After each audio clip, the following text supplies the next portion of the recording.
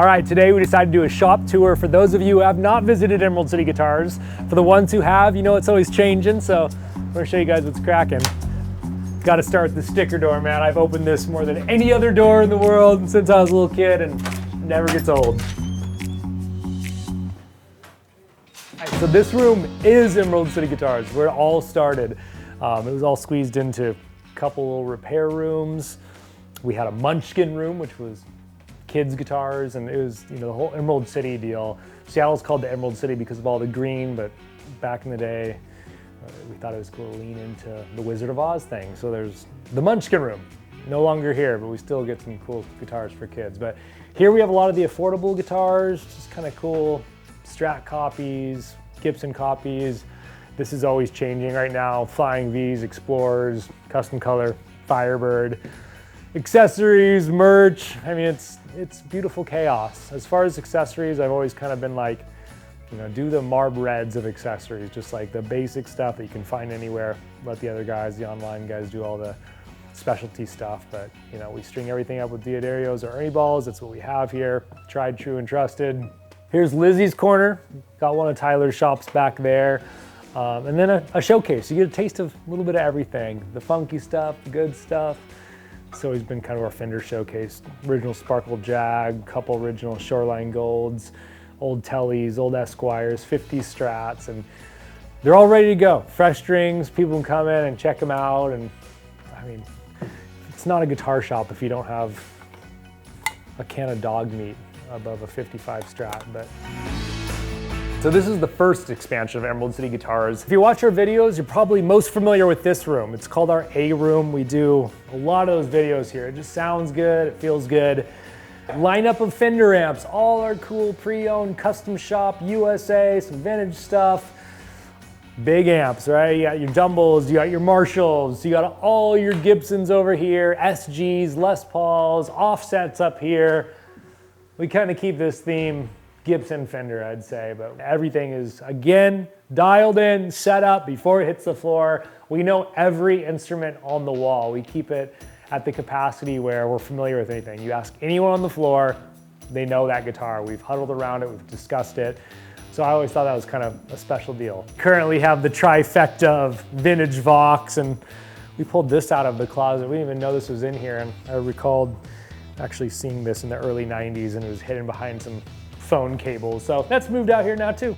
It's just a good room. If you want to crank an amp and really get a feel for it and let it kind of push them there, this is where you'll do that. Got a good showcase here, always revolving. Right now we're doing some old 335s with PAFs, a beautiful ES295.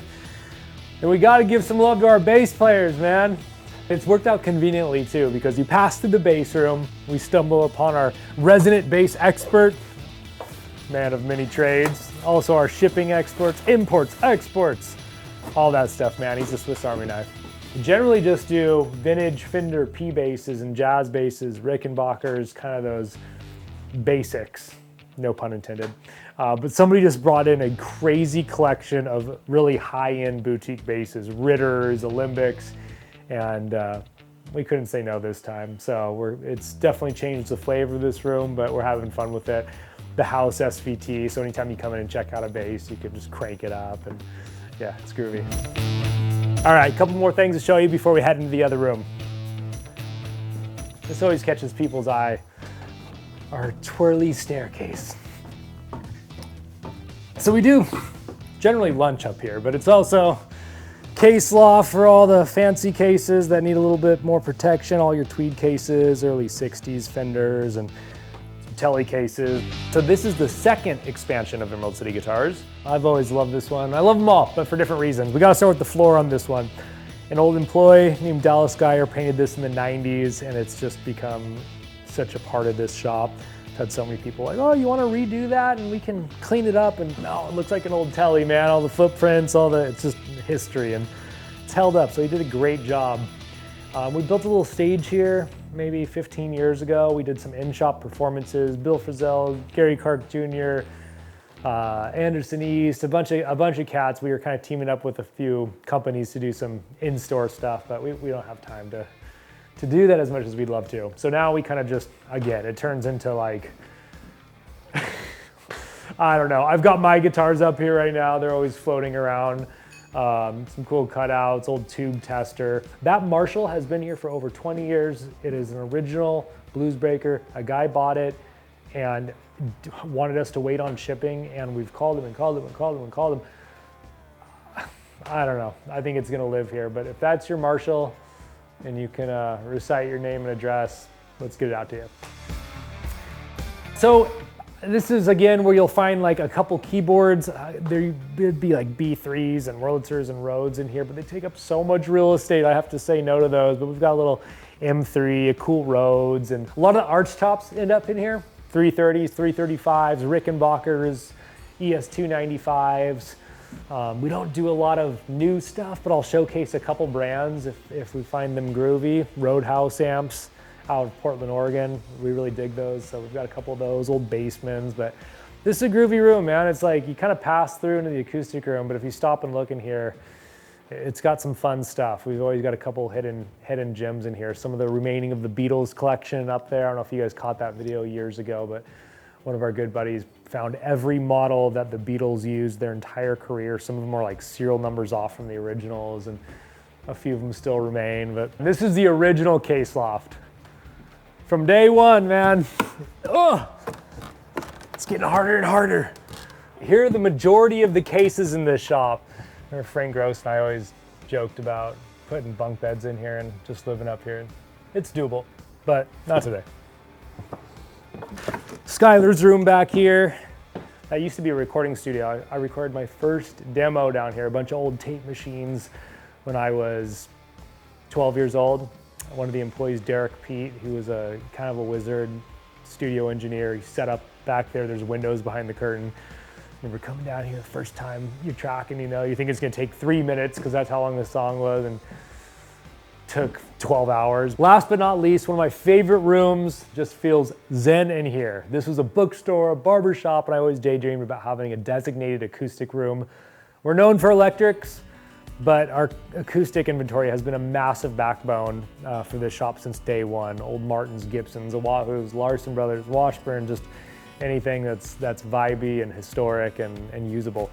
Everything was jam-packed into this middle room for ages, and there was just acoustics, banjos, mandolins, electrics, basses, crooked posters. It looked like Red Robin. It was total insanity.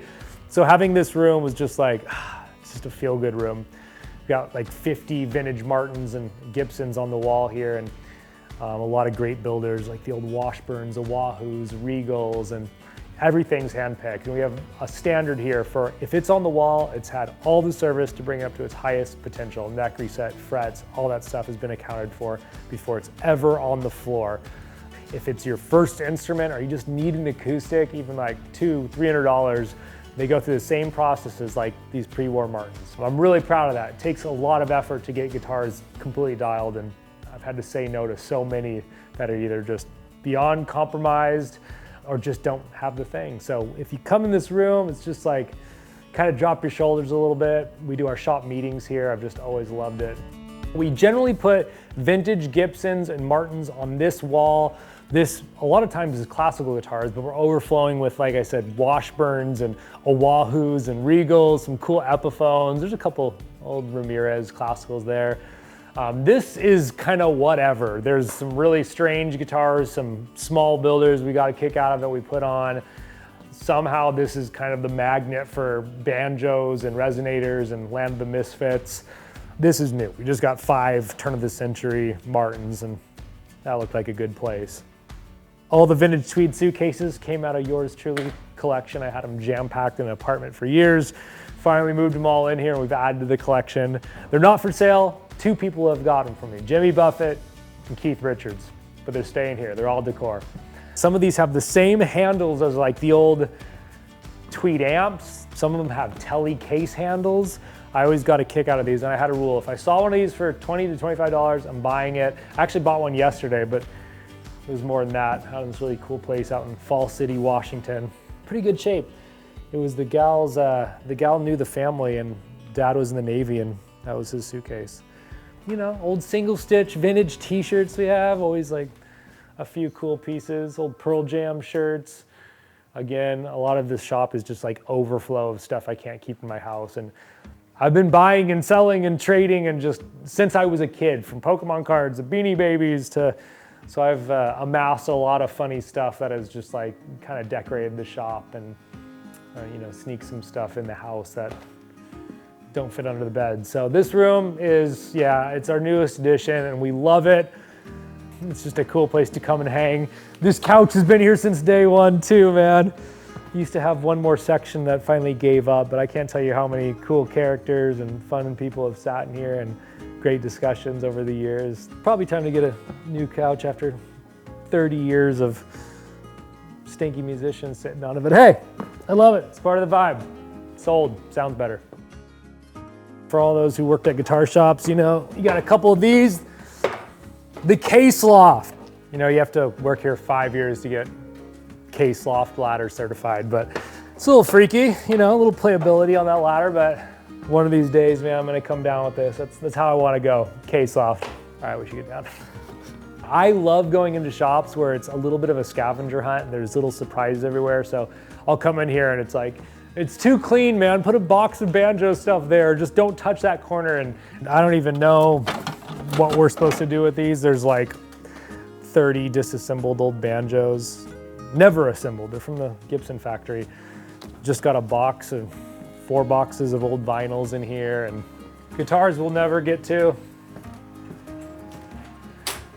Bought a coffee machine, so we stopped buying coffee. We still buy coffee, we don't use the machine. So this was kind of supposed to be my office, and it is, but it's too many stairs to get up here. But we'll bring like guitars, unveil out here.